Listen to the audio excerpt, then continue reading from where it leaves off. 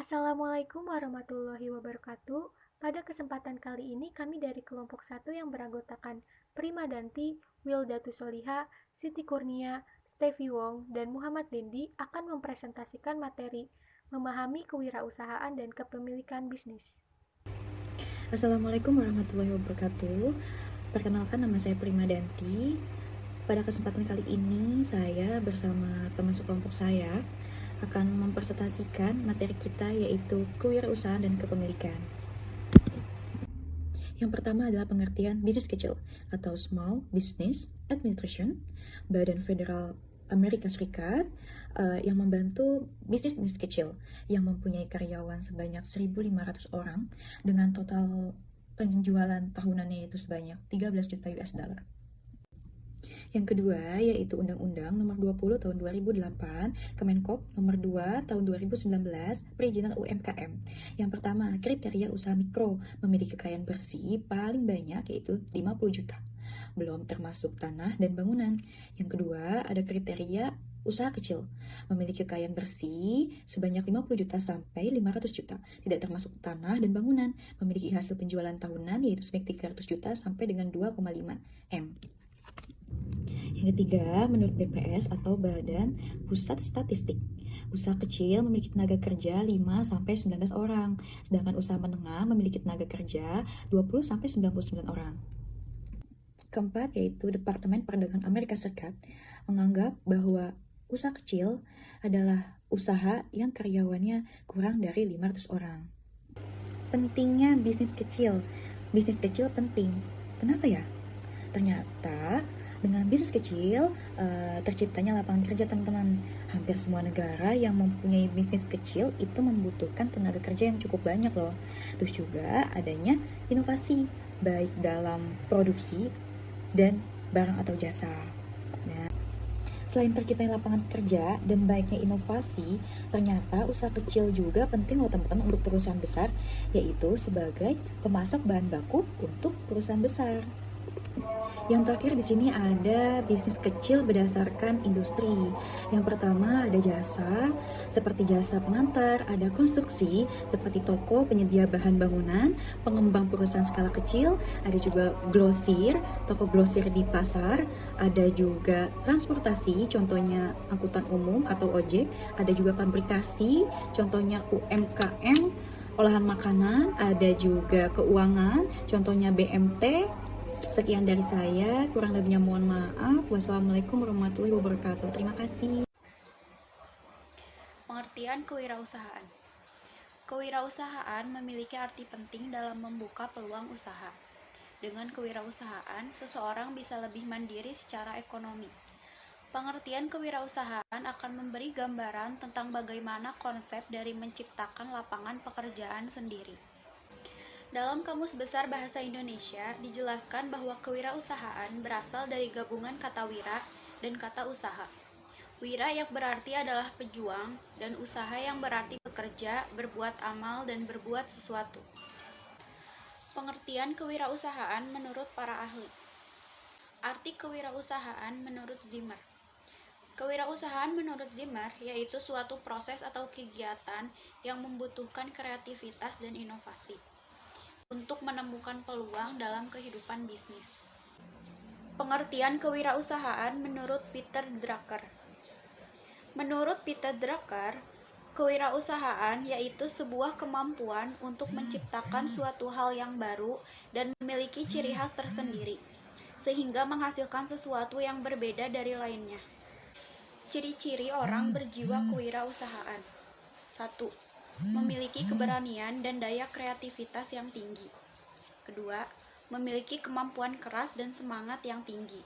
Ketiga, memiliki kemampuan analisis yang baik. Keempat, memiliki jiwa pemimpin dan tidak memiliki sifat konsumtif. Kelima, membuat keputusan dan melaksanakannya. Dan yang terakhir yaitu mengabdi dengan benar terhadap bisnisnya. Selanjutnya yaitu pandangan terhadap entrepreneur. Secara umum, pengertian entrepreneur, kewirausahaan, adalah suatu proses kegiatan kreativitas dan inovasi menciptakan perubahan dengan memanfaatkan peluang dan sumber-sumber yang ada untuk menghasilkan nilai tambah, bagi dirinya sendiri serta orang lain untuk memenangkan persaingan. Banyak yang berpikir bahwa memiliki usaha sendiri berarti tidak perlu memikirkan pihak-pihak lain. Asalkan bisa bekerja dengan senang dan mendapat keuntungan, maka pekerjaan tersebut bisa dibilang sukses. Padahal, dalam berwirausaha ada banyak orang yang terlibat dan masing-masing menuntut wirausaha tersebut untuk membuktikan kemampuan bisnisnya. Mereka harus menghadapi pelanggan, pihak penanam modal, dan juga karyawan di perusahaan startup yang bergantung pada keputusan untuk menjaga sebuah badan usaha tetap berjalan dan berkembang. Ketika memutuskan untuk menjual suatu produk, seseorang wirausaha harus bertanggung jawab atas kualitas produk tersebut dan menjamin kepuasan pelanggan sepenuhnya.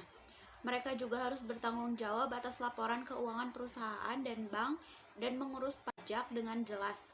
Berbeda dengan karyawan yang tinggal mengerjakan porsi yang telah diberikan dan mendapat gaji rutin selama perusahaan tetap berjalan. Perkenalkan, saya Siti Kurnia Nugraha. Saya akan mempresentasikan tentang memulai dan mengoperasikan bisnis kecil.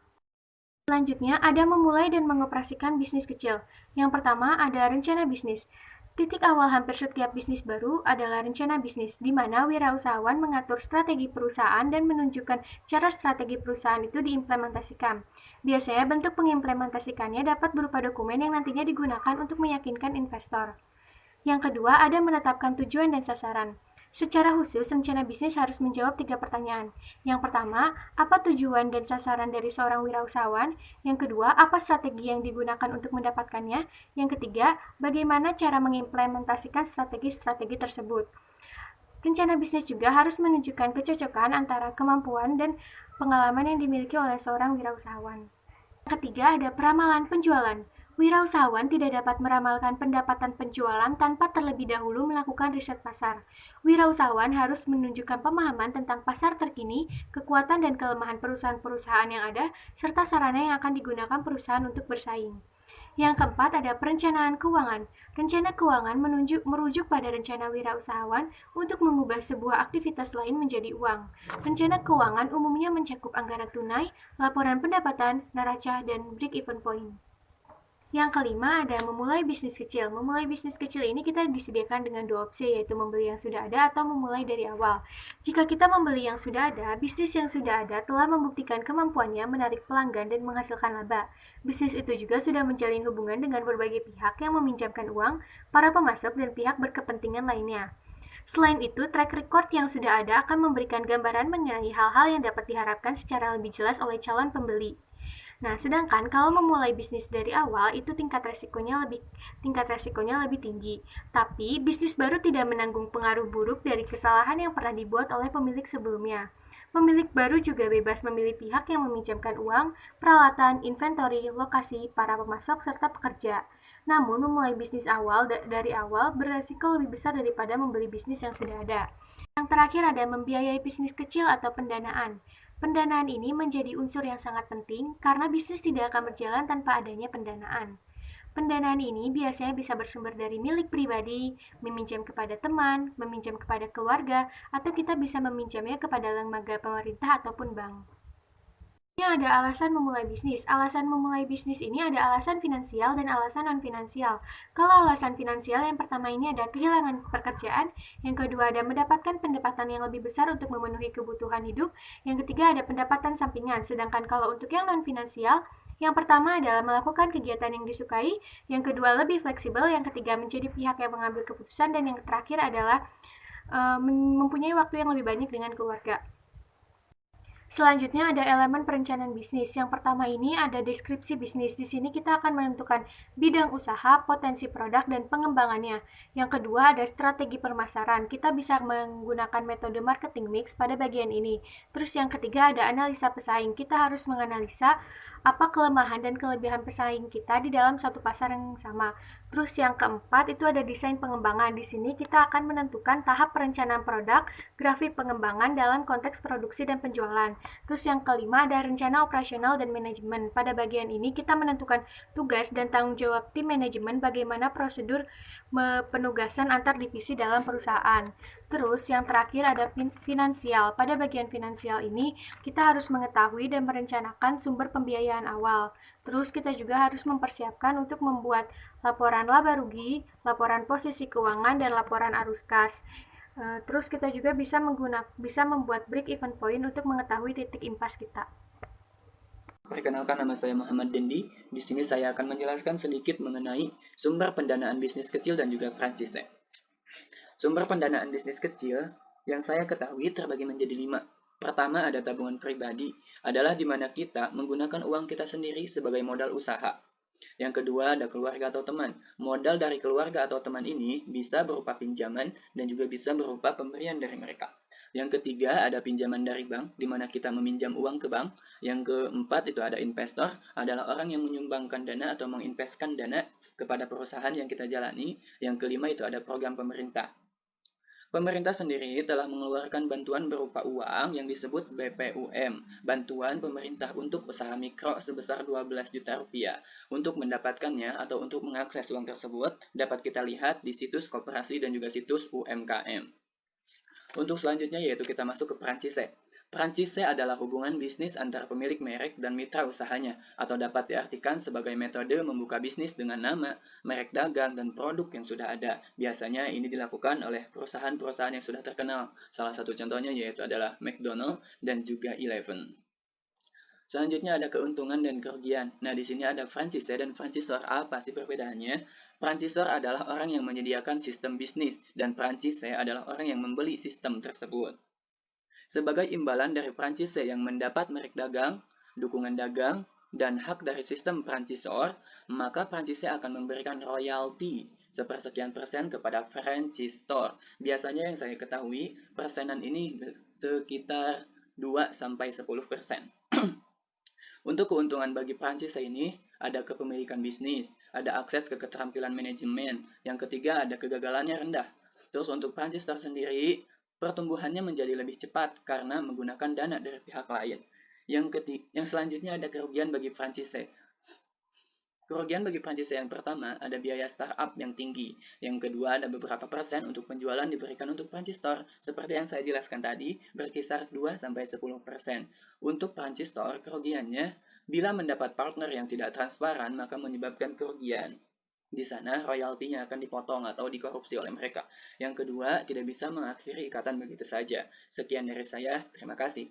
Selanjutnya, saya Steffi Wong akan menjelaskan tren dalam bisnis kecil. Yang pertama, ada e-commerce.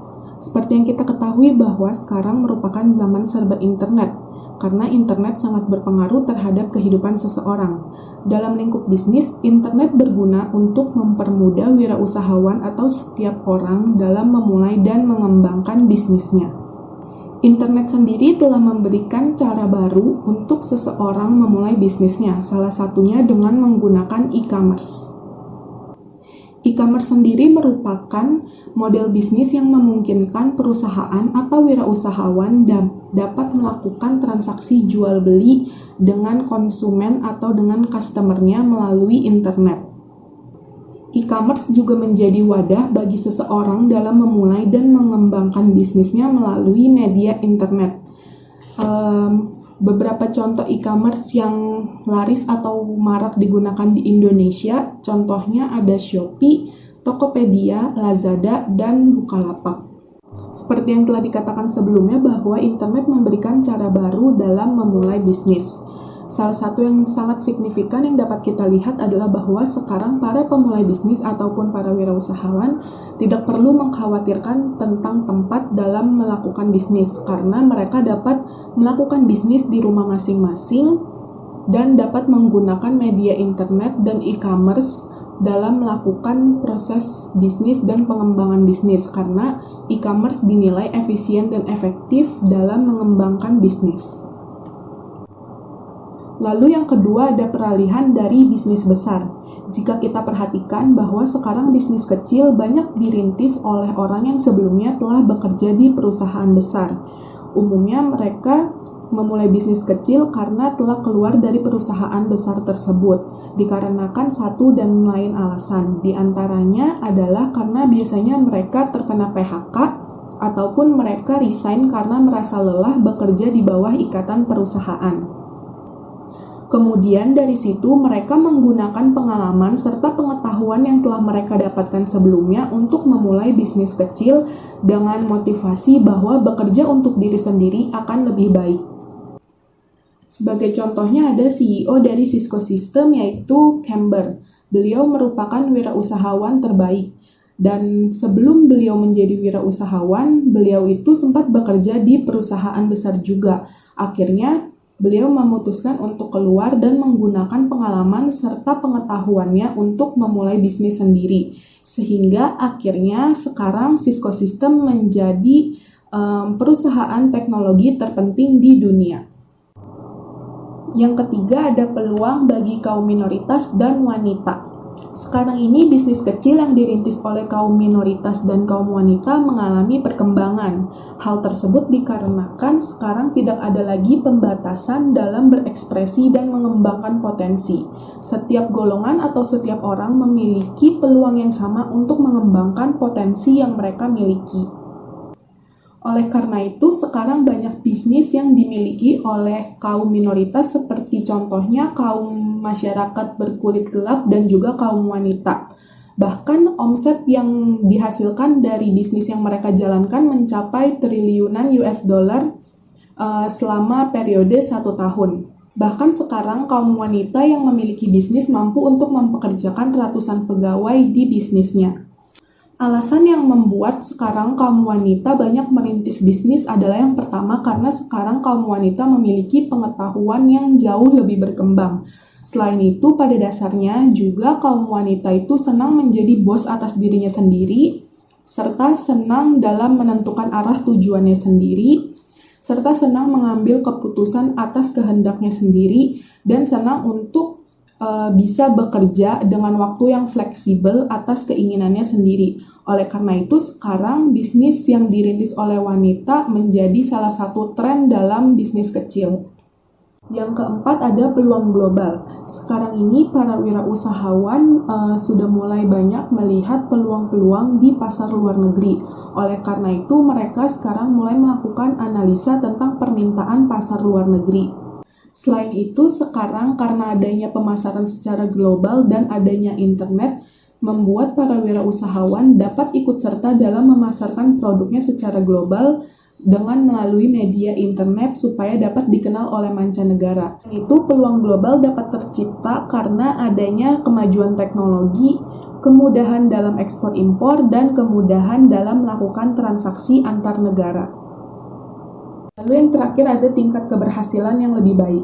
Belakangan ini tingkat kegagalan bisnis mengalami penurunan. Menurut Sustainable Business Award memperkirakan bahwa 40% dari semua bisnis baru dapat bertahan kurang lebih selama 6 tahun.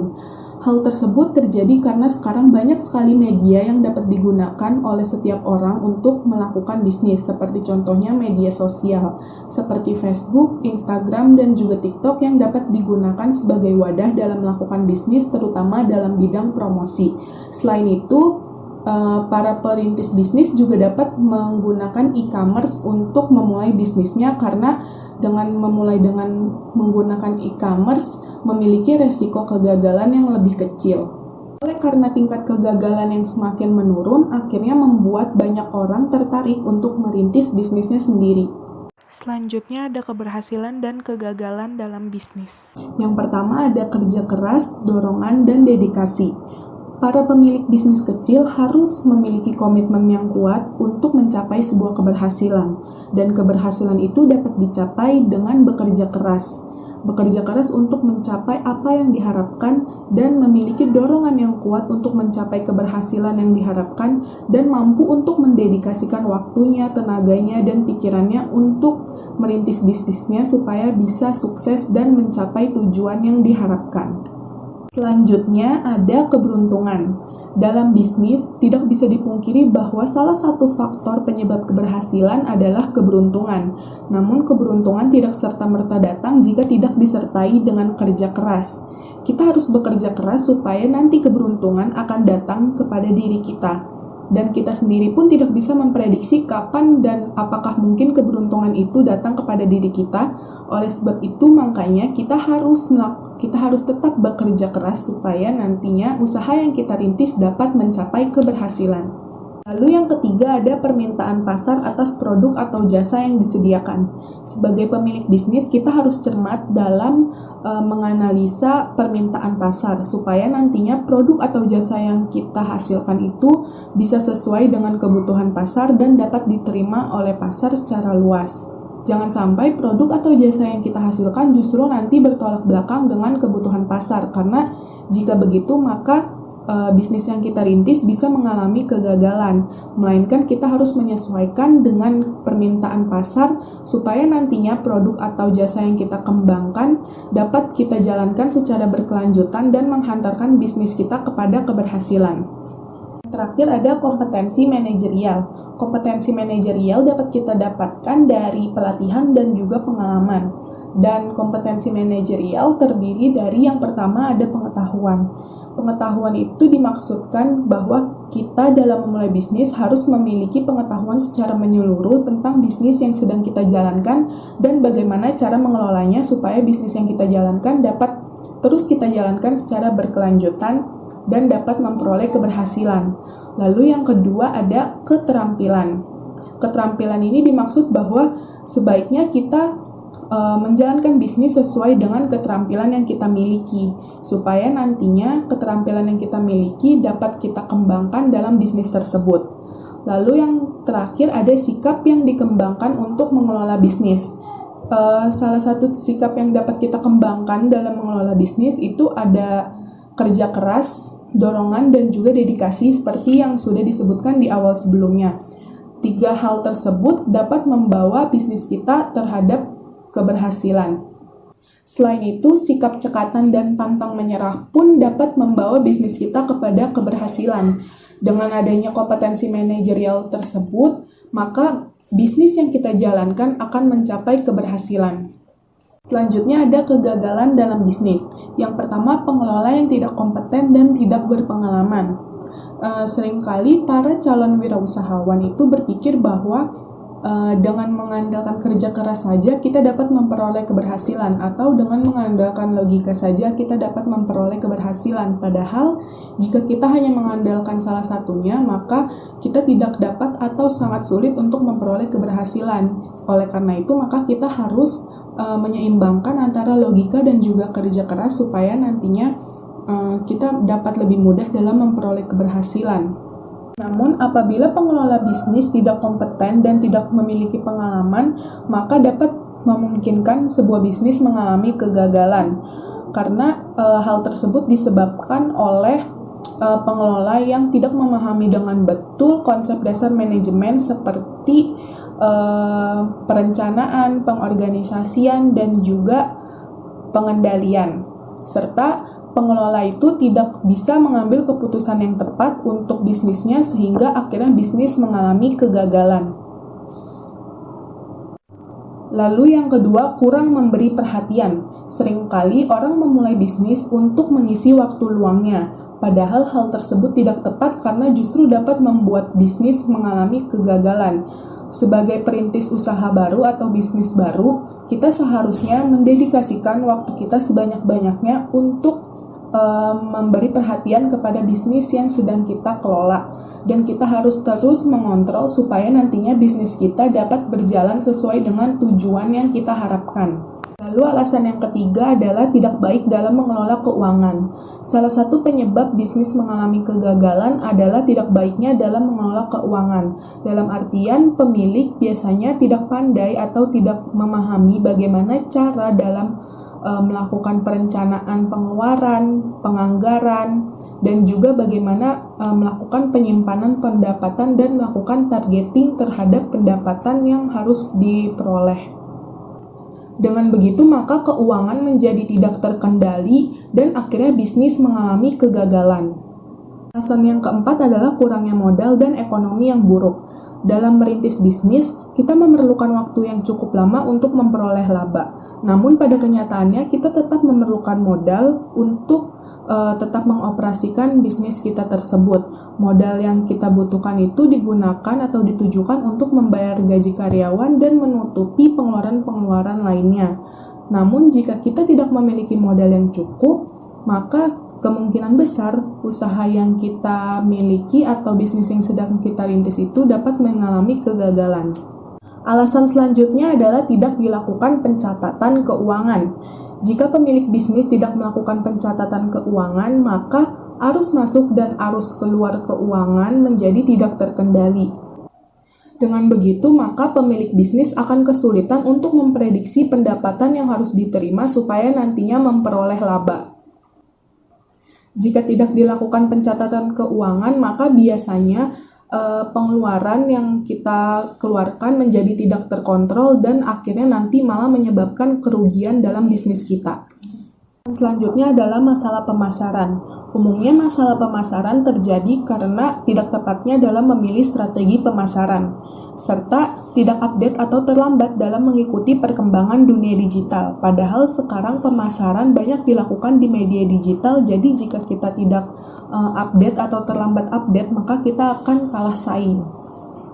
Alasan yang terakhir adalah permasalahan staff. Staf merupakan komponen penting dalam menjalani bisnis karena staf merupakan sumber daya manusia yang dibutuhkan untuk mengembangkan suatu bisnis.